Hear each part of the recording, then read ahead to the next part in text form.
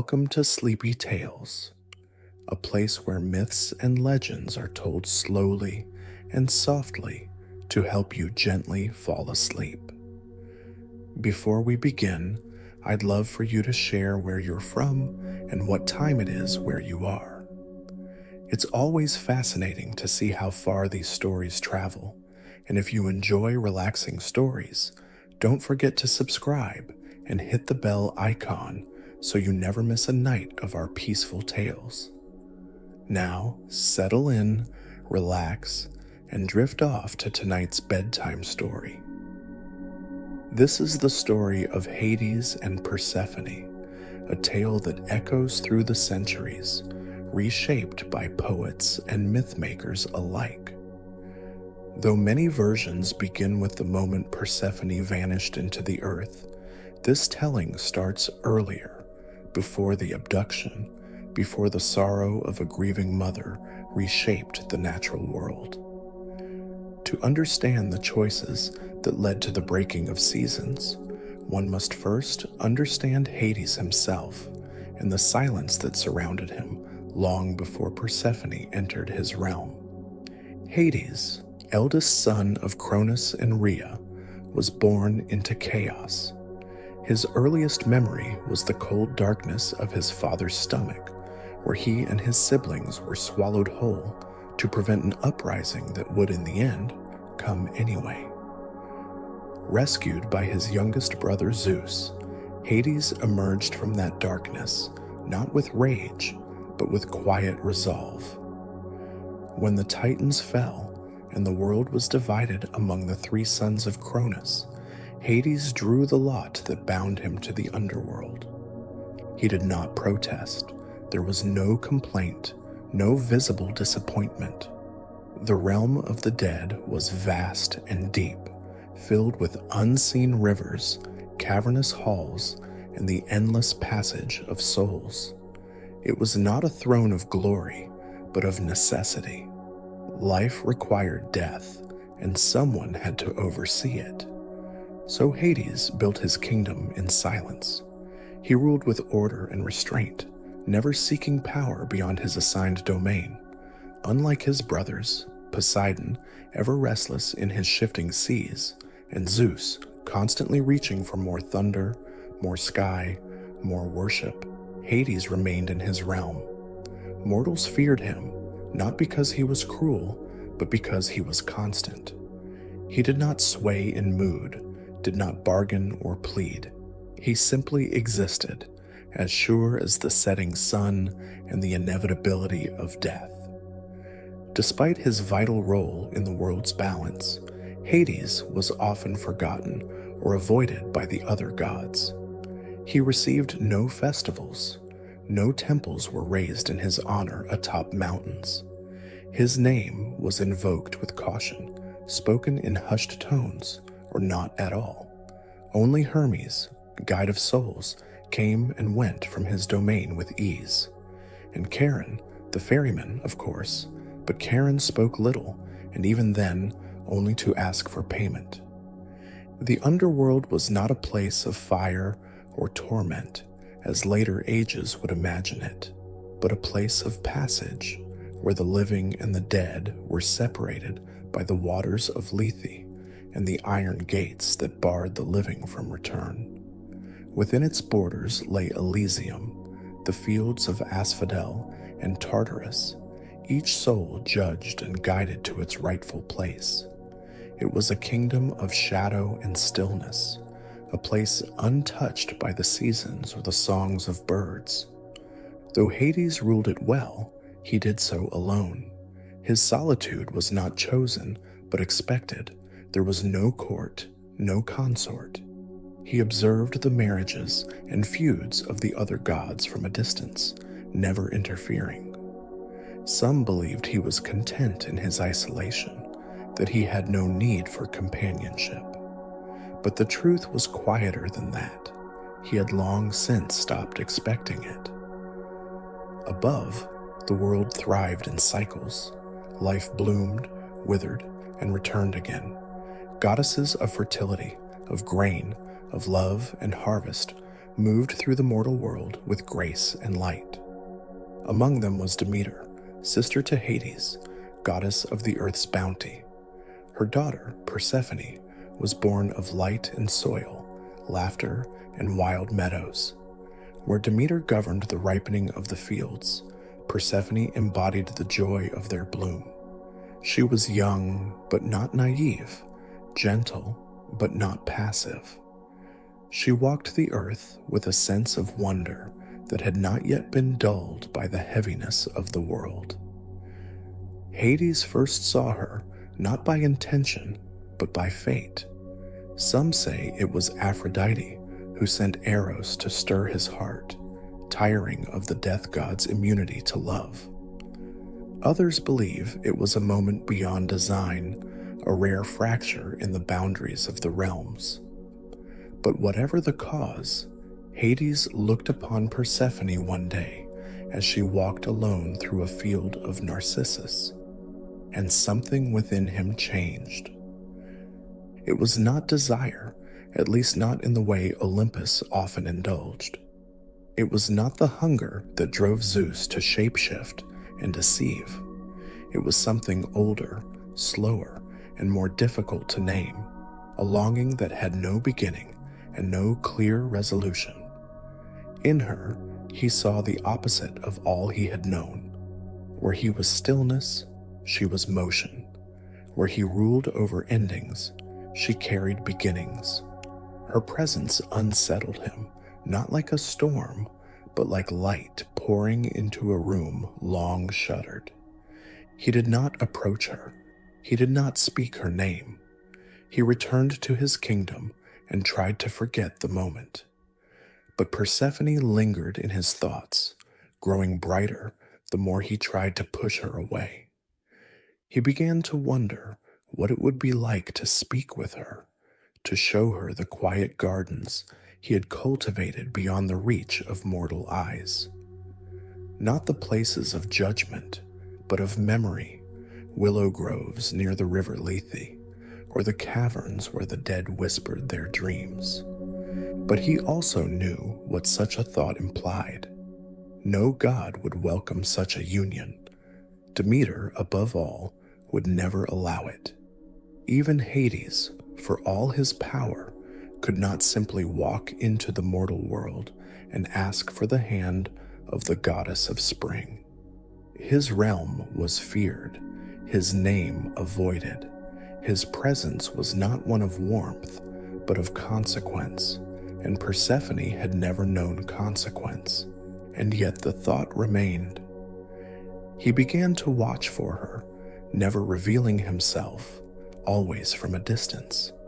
Each time, she appeared more radiant, more unburdened by the weight of divine expectation. She laughed with the other maidens. She bent to touch the smallest of flowers. And in those moments, Hades felt further from her than the deepest reaches of the underworld. Still, something had been set in motion. He did not yet know what he would do. But the silence of the underworld no longer felt like peace. It felt like waiting. Persephone lived among the gods on Olympus, but her days were not filled with the freedom and lightness one might imagine. Though divine by birth, daughter of mighty Demeter and great Zeus, her life was marked not by power, but by protection. She was young in the eyes of the immortals, yet her spirit longed to know more of the world than the marble halls and golden clouds could offer. Demeter, goddess of the harvest, loved her daughter with a devotion so fierce it often resembled fear. She saw danger in every breeze, every shadow beneath a tree, every whisper that came from other gods. No daughter of hers would be drawn into Olympus's endless cycles of power, betrayal, and vanity. She had seen too many goddesses turned into prey, pawns, or worse, icons without agency, and so she kept Persephone close, closer than the sun to the earth, closer than roots to soil. From the day she could walk, Persephone was never truly alone. Nymphs trailed her like a protective tide, tasked with keeping her safe, entertained, and far from the eyes of Olympus's more troublesome immortals. Demeter filled her daughter's days with carefully chosen activities: weaving, dancing, the tending of sacred groves, the memorization of ancient hymns. There were moments of beauty, yes, but little room for choice. When Persephone wandered too far from her caretakers or paused too long in thought, Demeter would appear, smiling too tightly, guiding her back to the planned path. To many, Olympus was paradise. It shone with brilliance beyond mortal comprehension. Its skies never dimmed, its gardens never withered, its feasts never ended. But for Persephone, it became a place of glass walls, transparent, polished, and unbreakable. She was praised for her grace, admired for her beauty, adored by gods and nymphs alike, but rarely listened to when she spoke of her desire for more than the golden halls, more than the stories of what she should become, more than the careful life drawn out for her like an embroidered tapestry.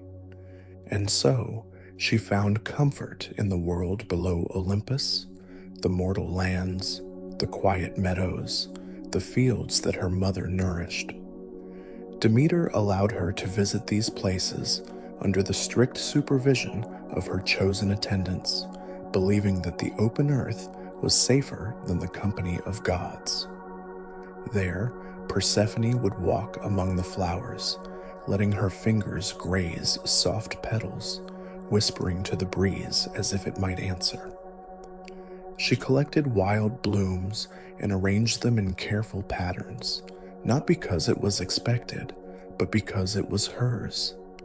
Those hours beneath the open sky, beneath the silence of trees and the hum of bees, were when she felt most alive. For a few moments, she was not daughter, not maiden, not future anything. She was simply herself. It was during one of these peaceful moments that the world shifted. The day had started as countless others had. The sky was clear, the grasses swayed with the rhythm of a distant breeze, and Persephone had wandered a little further from her companions than usual. She had found a patch of narcissus, tall, golden, and bright against the earth. Something about them called to her, a whisper just beneath the edge of thought. She knelt to gather them, her hands gently brushing the stems, her breath quiet. She never saw the chasm open behind her. The earth cracked not with violence, but with finality, a sound that was ancient and certain. From its depths rose a chariot of blackened bronze, drawn by shadowy steeds whose hooves made no sound against the grass, and at its helm, Hades. He did not speak, not at first. His eyes met hers, and for a moment, time stilled. She did not scream, not at first. Her mouth opened with surprise, but not yet fear. There was something in his expression, earnest perhaps, or desperate, that stopped her from fleeing. But the moment passed quickly, and confusion became terror. He reached out and took her by the waist, not with cruelty, but with a grip that allowed no refusal. The chariot turned as the earth below them groaned, and then closed again, swallowing the light. The field returned to stillness. The narcissus swayed in the wind, as if nothing had happened. When her attendants turned to look for her, she was gone. The descent into the underworld was unlike anything Persephone had ever known. The light of the upper world faded almost immediately, replaced by a cold that did not touch the skin but seemed to settle in the soul. The horses moved without sound, without effort, gliding across invisible paths as the chariot descended deeper into shadow. She tried to speak, to demand an explanation, to cry for her mother, but no words came. The wind had stolen them, or perhaps the underworld simply did not allow such protests. Hades said nothing. His face, though composed, betrayed tension. He held the reins tightly, as if uncertain whether the world around him would hold together. When they arrived, it was not to a place of fire or torment, but to a palace carved from stone and shadow. The halls were silent, lined with ancient columns and flickering torches that burned without flame.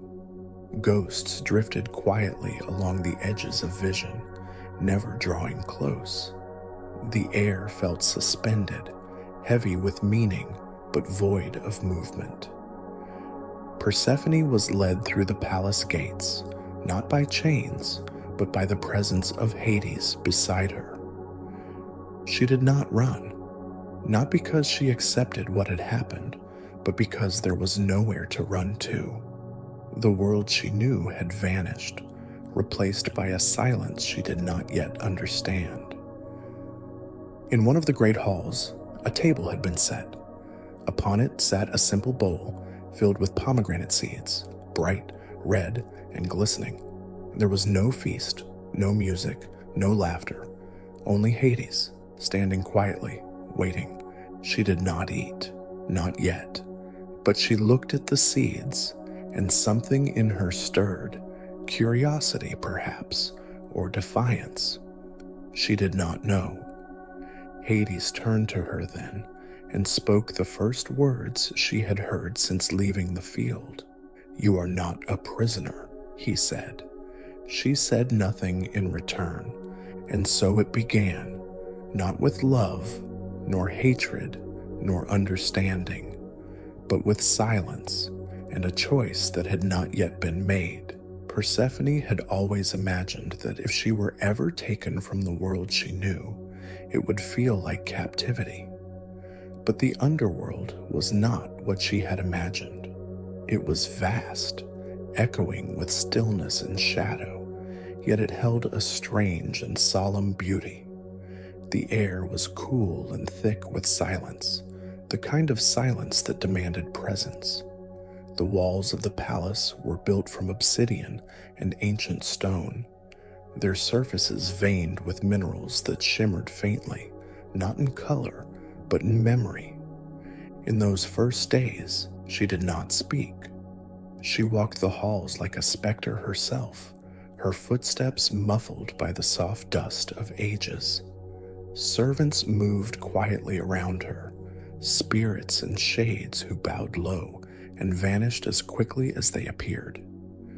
No one touched her, no one commanded her. And though the palace was sealed from the sun, Persephone did not feel chained. She felt suspended, caught between one life and another. Hades, for his part, did not pressure her. He offered no apologies, yet asked nothing of her in return. He walked beside her when she allowed it, and disappeared when she did not. There was no rage in him, no possessiveness, only distance and something that felt like hesitation, as though he too did not know what he had brought upon himself. Still, he tried. In his own quiet way, Hades attempted to make her feel at home in a realm where nothing lived. He commissioned a river to be named in her honor, a still, silvery branch of Lethe that curved around the edge of the palace gardens, its surface mirror-like, untouched by current or sound. He ordered the old musicians of the underworld to gather, bones now but still gifted, and had them perform songs from a time long before Olympus had ever risen. The music was haunting and slow, echoing off the stone like distant memories that refused to fade. He even brought her flowers. They were not ordinary flowers. Hades had no access to the fields of the mortal world, and his gifts reflected the only beauty he knew. The bouquet was made of asphodel and black poppies, their petals edged with a shimmer that came not from dew, but from something older, dust or ash perhaps, clinging to their form like a second skin. She accepted them, but said nothing. There was no joy in the offering, only effort. He had tried. She had seen that. But it did not change what had happened. Still, she did not hate him. There was a sorrow in him that mirrored something she did not yet understand in herself. He did not touch her unless she allowed it. He spoke rarely, and when he did, it was carefully, as though every word might shift the ground beneath them. She was not his prisoner, and that somehow made her feel more uncertain. She began to explore. Beyond the throne rooms and endless halls were gardens long forgotten, walled courtyards choked with dead vines and black soil untouched for centuries. No sunlight reached them, and yet Persephone found herself drawn to these abandoned spaces. In one, she found the dried remains of a myrtle bush. In another, a bed of ghostly white mushrooms that glowed faintly in the dimness. She began to dig with her hands, clearing the roots and stones, calling upon whatever faint power of spring still lived in her. What she created was not the lush green of the mortal world, nor the floral innocence she had once known. These gardens were quiet, solemn, and strange. Night-blooming plants with dark leaves and silver veins, vines that twisted into shapes and returned to seed in silence. She planted them not for beauty, but for control, for the first act of creation that belonged solely to her. She called it her grove of shadows, and it grew. Hades noticed. He said nothing, but the corners of his mouth softened when he passed the garden walls. She saw the faint change in his step, the way he lingered by the edges when she worked, watching from a distance. She let him. Meanwhile, the world above unraveled. When Demeter discovered her daughter missing, her grief became fury. She tore the earth with her cries, withdrew her blessing from the fields, and cursed the mortals to starvation. The grain withered, trees stopped bearing fruit, rivers shrank, the sky dimmed with her rage. None of the gods could calm her, not Apollo with his golden songs, not Artemis with her cool clarity, not even Zeus, who had once promised her protection for her daughter. Demeter refused all counsel. She wandered the earth in mortal form, cloaked in black, searching for her child among farmers and kings, weeping in groves and mountains where once she had danced, and the mortals suffered. The seasons halted, crops failed, winter stretched its cold hand across the land, and the people began to pray, not just to Demeter, but to Persephone, whose name they barely knew. Whispers spread that the maiden of spring had vanished into shadow, and that the earth mourned her absence. Women left offerings at the edges of fields. Girls wore dark veils in sympathy. The world remembered her, not as a goddess, but as a symbol of what had been taken. In the underworld, Persephone heard none of it, but she felt the pull, the soft ache in her chest as the months passed. She began to understand that something within her had changed. She was no longer only a daughter, no longer a child kept behind golden walls. She had made something here, something strange, yes, but hers. She spoke more often with Hades now. Their conversations were still quiet, often brief, but no longer strained. He listened when she described her garden.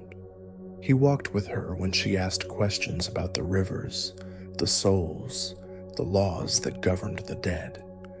He answered her as an equal, not a ruler. Slowly she began to see him as more than a figure carved from stone and silence. There were still moments of distance, still memories of the day the world opened and she was taken. But those memories did not define her anymore. She had begun to grow roots in soil no one else had touched. What the gods above could not see was that Persephone, in the absence of light, had found a different kind of strength. Not in defiance, not in vengeance, but in transformation. The world above had been in chaos for what felt like an eternity. Demeter's sorrow had swept across the earth like a tempest, darkening skies and freezing the harvests. The gods watched from Olympus, helpless and alarmed by the consequences of her grief. The mortals' cries reached even the coldest of hearts, and though they could not bring themselves to calm Demeter, the gods knew something had to be done. At last, the situation became too dire even for Zeus to ignore. The king of the gods, ever the mediator, had long since been aware that this tragedy could not continue without damaging the balance of life itself. He had hoped that time would heal Demeter's pain, that the earth would simply begin to yield its fruits once again, but no such thing happened. Winter stretched into a bitter eternity, and with every day that passed, the weight of it grew heavier on Olympus. Thus, Zeus took it upon himself to intervene, or more accurately, he decided it was time to mediate the situation, the same way one might intervene in a squabble between two mortals over a broken vase, loudly, urgently, and without the slightest idea of how to solve it. He called upon Hermes, his swift messenger, the only god who seemed to carry any semblance of reason during this time of chaos. Hermes had watched the proceedings with a mixture of bewilderment and exhaustion, wishing for the 1,000th time that he had taken a desk job with the Muses, where the worst problem was the occasional quill shortage. Instead, he found himself caught between gods who couldn't stop bickering and a world spiraling into endless seasons of ruin. Hermes, Zeus said, looking at the messenger with that wide, almost innocent expression he often adopted when attempting to sound more capable than he felt. I need you to go to the underworld. It's time for a negotiation. The words negotiation were spoken with a certain air of finality, but no one knew what the negotiation was supposed to look like. Hermes resisted the urge to rub his temples. You want me to talk to Hades, right? Hermes asked, barely suppressing a sigh. Yes, get him to agree to let Persephone come back for part of the year, Zeus replied. Right. Let me guess, you'll stay here, throwing a feast while I do all the running? Hermes asked, his voice barely masking his frustration. Zeus smiled, oblivious. Of course, my dear Hermes, you're always so quick to volunteer. With a reluctant nod, Hermes took to the skies, the soft beating of his wings cutting through the thick air that hung over Olympus. As he flew toward the underworld, his mind raced. He had no love for these endless political games, but the situation was far too serious to ignore. Something had to be done. The underworld was as silent as ever when Hermes arrived. He landed just outside the gates of Hades' palace, where a figure cloaked in shadow awaited him. Hades. The Lord of the Dead stood motionless, his eyes as unreadable as the black stone beneath his feet. There was no anger in his demeanor, only weariness, a kind of resignation that made him seem even more distant than the realm he governed. "You're here, then," Hades said quietly, his voice steady but hollow. "I was sent by Zeus," Hermes replied. "He wants to mediate." "Of course he does," Hades muttered under his breath, his gaze fixed on some distant point in the shadowed horizon. "He's the only one who hasn't made things worse." Hermes hesitated. He had never been able to understand Hades' quiet bitterness, though he knew it well. But this wasn't the time for philosophical musings. The gods needed an answer. "Zeus wants Persephone to spend part of the year with Demeter," Hermes said, watching carefully for any reaction. "He thinks it's the only way to end the sufferings on the mortal plane." Hades' expression darkened, his brow furrowing slightly. "I don't see how that's any better than what we have now," he said. "I keep my word. She stays here, as we agreed. The underworld is her home now." Hermes sighed inwardly. He had expected resistance, but even the most stubborn gods had to bend in times like these. Still, Hades wasn't one to be easily swayed. "Zeus says it's the only way to keep things from falling apart," Hermes pressed, offering nothing more than the dull truth of the situation. "If Demeter is to stop this endless winter, Persephone must return to Olympus for part of the year." Hades remained silent for a long time, the weight of the decision hanging between them like a heavy curtain. Hermes waited, his wings beating softly against the air. "I don't like it," Hades finally said, "but I understand the necessity. I can't ignore what this is doing to the earth." He turned toward the gates of his palace, staring out at the still, lifeless expanse beyond.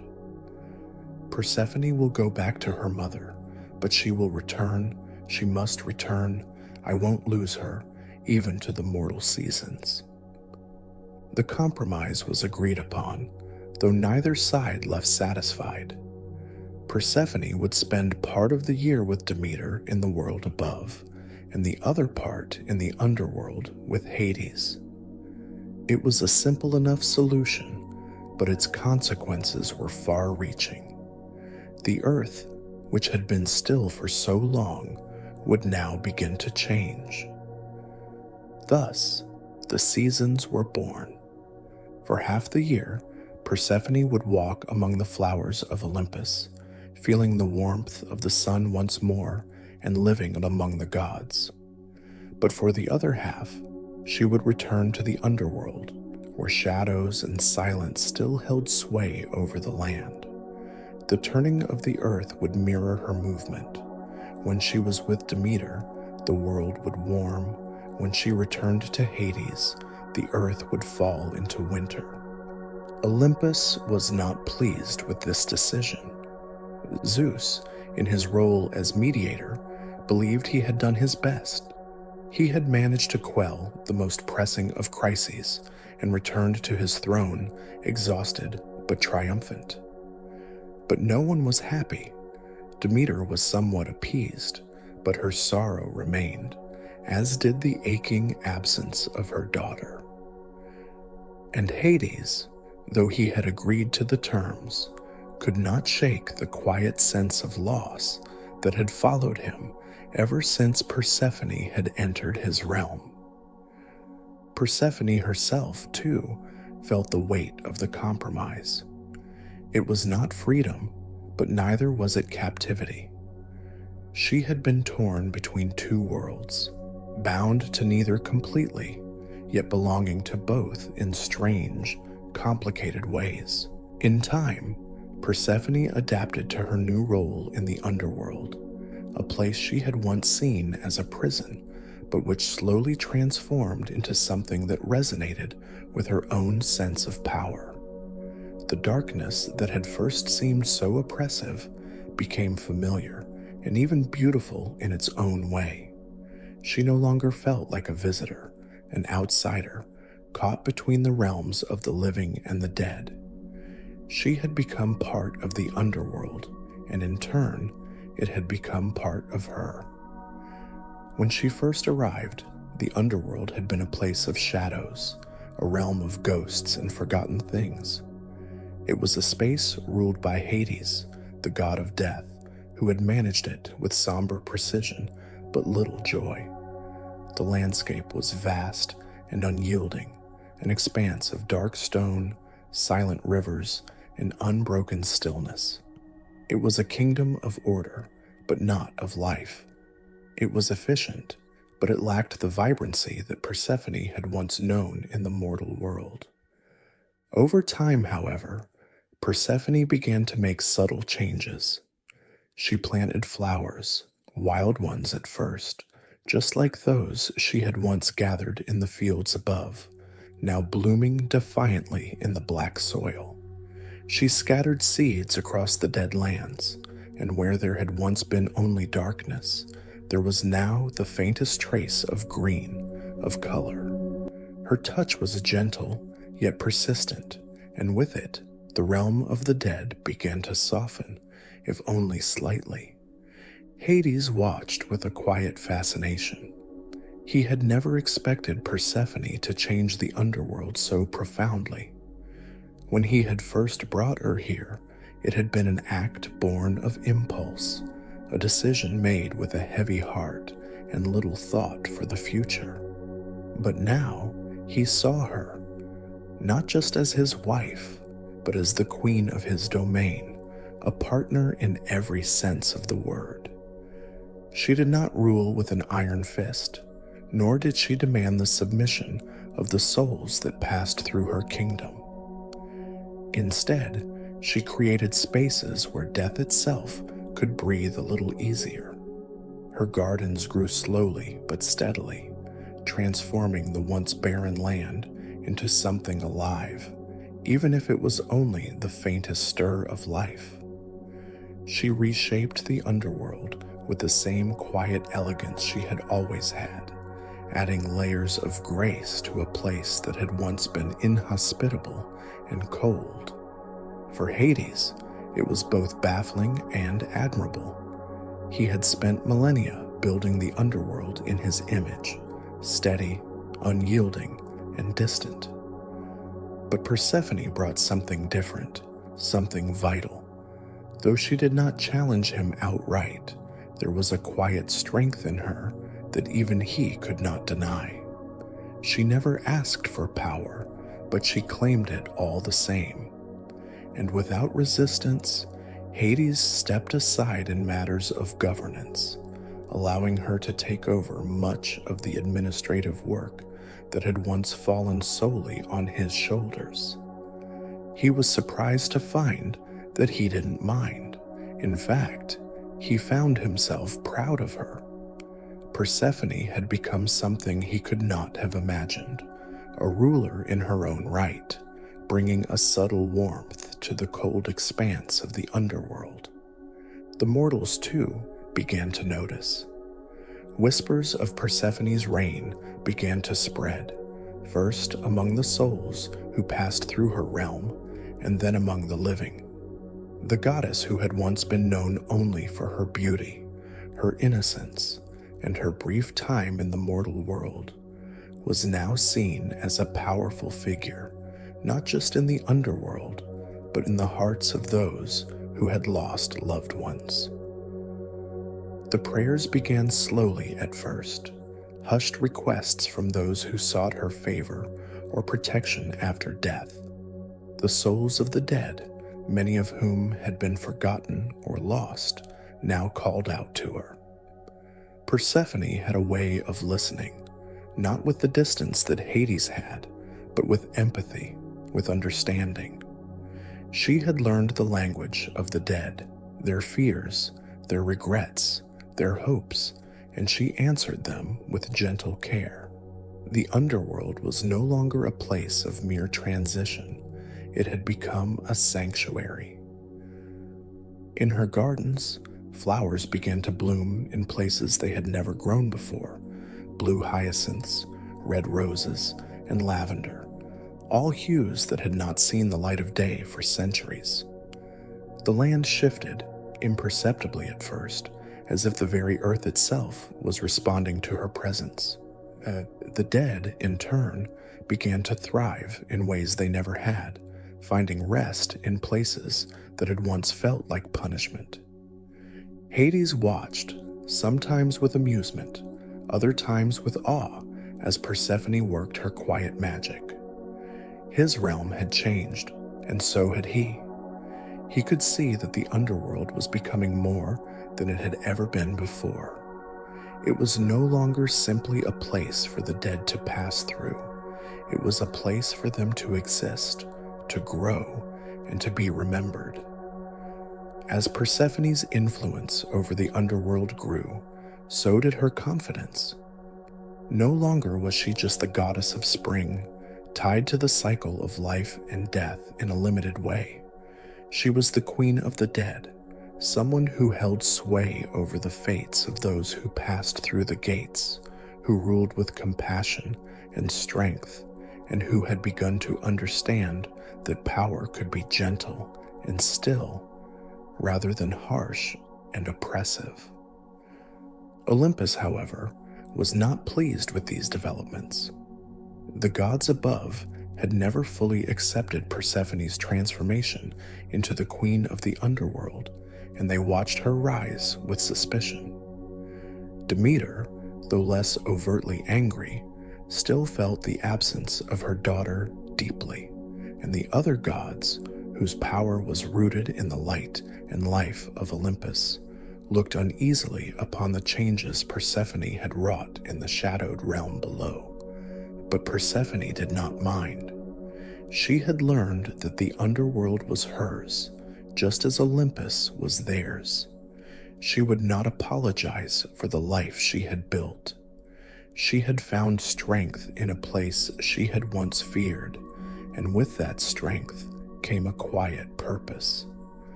Her reign was not one of fear or domination, but one of quiet change, of growth that defied expectations. She had become a ruler in her own right, but not one who sought conquest. She ruled with a subtle elegance, never forcing her will, but instead guiding it with gentle determination. The underworld had become her realm, a place where death was no longer just an end, but a part of something greater. And as the seasons turned, the world above began to change once more. Demeter's sorrow softened, as did the cold that had gripped the earth for so long. Persephone had learned to navigate the complexities of both the mortal world and the realm of the dead, and with each passing year, she grew into a queen who could balance both worlds with quiet grace.